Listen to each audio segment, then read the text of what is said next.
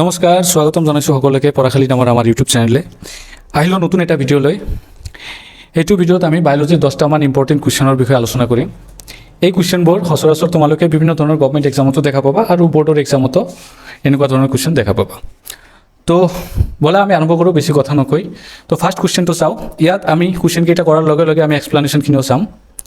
First কুৱেশ্যনখিনি কি আছে? First কুৱেশ্যনটো কি আছে চোৱা। The phenomenon where cytoplasm shrink in a hypertonic medium is called, চাৰিটা অপশ্যন আছে, ফ্ৰণ্টোলাইচিছ, প্লাজমোলাইচিছ, এচিটোলাইচিছ আৰু এলোলাইচিছ। ভালকৈ পঢ়ি চোৱা কি কৈছে এনেকুৱা এটা ফেনোমেনন যিটোত কোষৰ চাইটোপ্লাজম যিটো আছে এইটো কি হৈ যায়, শ্ৰিংক হৈ যায় বা ক্ষীণাই যায় যেতিয়া এই কোষটোক আমি হাইপাৰটনিক সলিউশ্যনত ৰাখোঁ।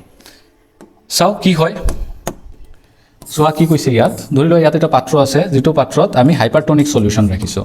হাইপাৰটনিক সলিউশ্যন মানে এনেকুৱা এটা সলিউশ্যন যিটোত সলিউট কনচেন্ট্ৰেশ্যনটো বেছি আছে। ঠিক আছে, কোষৰ ভিতৰৰ তুলনাত সলিউট কনচেন্ট্ৰেশ্যনটো বেছি আছে।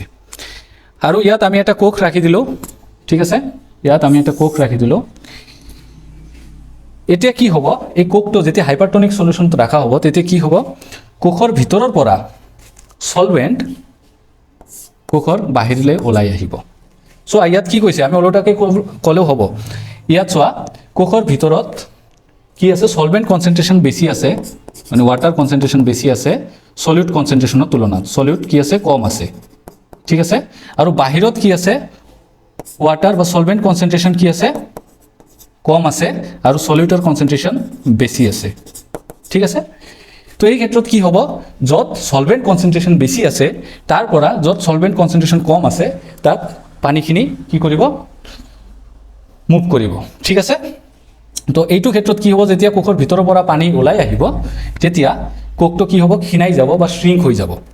তো এই প্ৰক্ৰিয়াটোকে কয় প্লাজমোলাইচিছ। ঠিক আছে, তো এই কুৱেশ্যনটোৰ এনচাৰ কি হ'ব, প্লাজমোলাইচিছ। বুজি পাইছা? অ'কে, নেক্সট কুৱেশ্যন চাওঁ কি আছে। Dash is called the energy currency of the cell. Option আছে endoplasmic reticulum, oxygen, ATP, mitochondria. বহুত ইজি কুৱেশ্যন, তোমালোকে জানা, বহুত সৰু ক্লাছৰ পৰাই পঢ়ি আহিছা। চোৱা, কোষ এটাৰ ভিতৰত কোষ অংগাণু বা চেল অৰ্গেনেলছ যে থাকে সেইবোৰৰ ভিতৰত মাইটোকণ্ড্ৰিয়া যিটো আছে তাক আমি কি বুলি কওঁ, powerhouse of the cell. কিয়? কাৰণ এই মাইটোকণ্ড্ৰিয়াই পাৱাৰ জেনাৰেট কৰে। কি ফৰ্মত? এটিপিৰ ফৰ্মত। ঠিক আছে, এটিপিয়ে কি কৰে, আমাক শক্তিৰ যোগান ধৰে। ঠিক আছে, তো সেইকাৰণে এটিপিক কি কয়, এটিপিক energy currency of the cell বুলি কয়। ঠিক আছে, তো এনচাৰ কোনটো হ'ব, এটিপি। বুজি পাইছা? গুড, নেক্সট কুৱেশ্যনত যাওঁ। এইটো the process by which water moves through a semi permeable membrane from a region of higher concentration to a region of lower concentration, thereby equalizing water concentration is called. ইয়াত কি কৈছে চোৱা, আগত এক্সপ্লেনেশ্যনে চাওঁ, তাৰপিছত তোমালোকে নিজেই এনচাৰ কৰিব পাৰিবা। এইটো এই প্ৰথম কুৱেশ্যনখন যে দেখিলোঁ আমি, এইটোৰে কনচেপ্টটো ইয়াত আছে। ধৰি লোৱা ইয়াত এটা বিকাৰ লৈছোঁ, বিকাৰটোৰ মাজত এটা ছেমি পাৰ্মিয়েবল মেমব্ৰেন দি আমি বিকাৰটো দুই ভাগত ভাগ কৰি দিছোঁ। ঠিক আছে, তাৰপিছত বিকাৰৰ এই ছেমি পাৰ্মিয়েবল মেমব্ৰেনৰ এইটো লেফ্ট ছাইডত, ধৰি লোৱা এইটো এ ছাইড, এইটো ছাইডত আমি এটা সলিউশ্যন ৰাখিছোঁ, যিটো সলিউশ্যনত সলভেণ্ট কনচেন্ট্ৰেশ্যন, ৱাটাৰ কনচেন্ট্ৰেশ্যন হাই আছে আৰু সলিউট কনচেন্ট্ৰেশ্যন কম আছে। ঠিক আছে, বুজি পাইছা এইখিনি? গুড, নেক্সট চোৱা। আৰু এই ছেমি পাৰ্মিয়েবল মেমব্ৰেন যিটো আছে এইটোৰ এইফালে আৰু এটা সলিউশ্যন আছে, যিটো সলিউশ্যনত কি আছে, ৱাটাৰ কনচেন্ট্ৰেশ্যন কম আছে, সলভেণ্ট কনচেন্ট্ৰেশ্যন কম আছে আৰু সলিউটৰ কনচেন্ট্ৰেশ্যন বেছি আছে।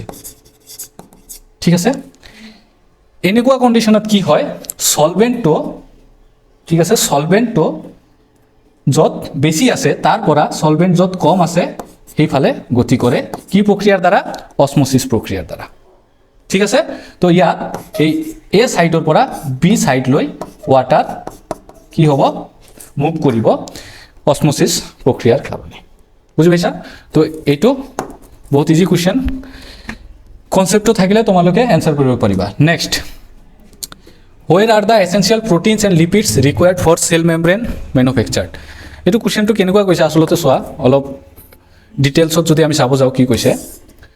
কোষ যে আছে, কোষত বিভিন্ন ধৰণৰ কি থাকে, কোষ অংগাণু বা চেল এটাত বিভিন্ন ধৰণৰ চেল অৰ্গেনেলছ থাকে। ধৰি লোৱা এইটো এটা চেল, চেলৰ ধৰি লোৱা এইটো নিউক্লিয়াছ। ঠিক আছে, নিউক্লিয়াছৰ পৰা তোমালোকে আৰু এক ধৰণৰ সেল অৰ্গেনেলছ বিষয়ে জানিছা কি এন্ডোপ্লাজমিক ৰেটিকুলামৰ বিষয়ে তোমালোকে জানিছা এন্ডোপ্লাজমিক ৰেটিকুলাম দুই ধৰণৰ হয় এটা হ'ল ৰাফ এন্ডোপ্লাজমিক ৰেটিকুলাম আনটো টাইপ হ'ল smooth endoplasmic reticulum rough endoplasmic ৰেটিকুলামৰ যেটো ওয়াল আছে এই ওয়ালবোৰত কি থাকে ৰাইবোজোম লগ লাগি থাকে ঠিক আছে আৰু এই ৰাইবোজোমৰ ভিতৰত কি হয় প্ৰটিন সিনথেসিস হয় প্ৰটিন বনে আৰু পিছত প্ৰটিন বনাৰ পিছত এই ৰাইবোজোমৰ পৰা প্ৰটিনবোৰ এন্ডোপ্লাজমিক ৰেটিকুলামত সোমাই যায় ঠিক আছে আৰু তাৰ পিছত এই এন্ডোপ্লাজমিক ৰেটিকুলামে কি কৰে ইয়াৰ পৰা লৈ বেলেগ ঠাইত প্ৰটিনটো পঠায় ধৰি লোৱা কোষৰ কোনো এটা ঠাইত কিবা এটা মেমব্ৰেন বনাব লগা আছে য'ত প্ৰটিনৰ প্ৰয়োজন আছে তেতিয়া এই এন্ডোপ্লাজমিক ৰেটিকুলামে তাত প্ৰটিনখিনি লৈ যাব ঠিক আছে তো ইয়াত এই কোৱেশ্চনটোৰ এনসাৰ হ'ব তেনেহ'লে তোমালোকে এই এক্সপ্লেনেশ্যনটো যদি বুজিছা এইটোৰ এনসাৰ কি হ'ব কোৱাচোন এন্ডোপ্লাজমিক ৰেটিকুলাম সৰি ইয়াৰ এনসাৰ হ'ব এন্ডোপ্লাজমিক ৰেটিকুলাম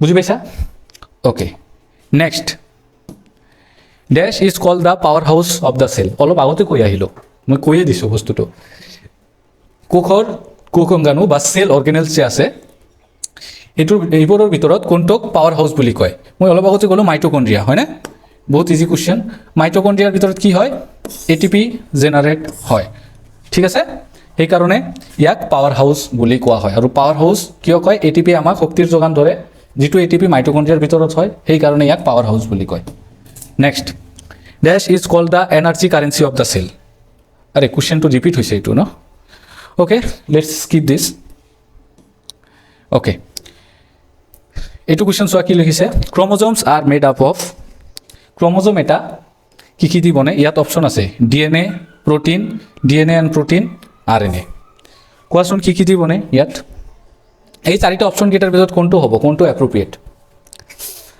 এতিয়া চোৱা ক্ৰমোজোম এটাত কি থাকে ডিএনএটো থাকেই কিন্তু ডিএনএবোৰ কি কৰে কিছুমান সৰু সৰু প্ৰটিন থাকে সেই প্ৰটিনবোৰত মেৰিয়াই সৰু হৈ ভাঁজ হৈ থাকে এই প্ৰটিনবোৰত মেৰিয়াই থাকে ঠিক আছে তো ক্ৰমোজোম এটা কি দি হ'ব তেনেহ'লে ডিএনএ আৰু প্ৰটিনৰ দ্বাৰা গঠন হ'ব ঠিক আছে ডিএনএ আৰু প্ৰটিন এইটো হ'ল ৰাইট এনসাৰ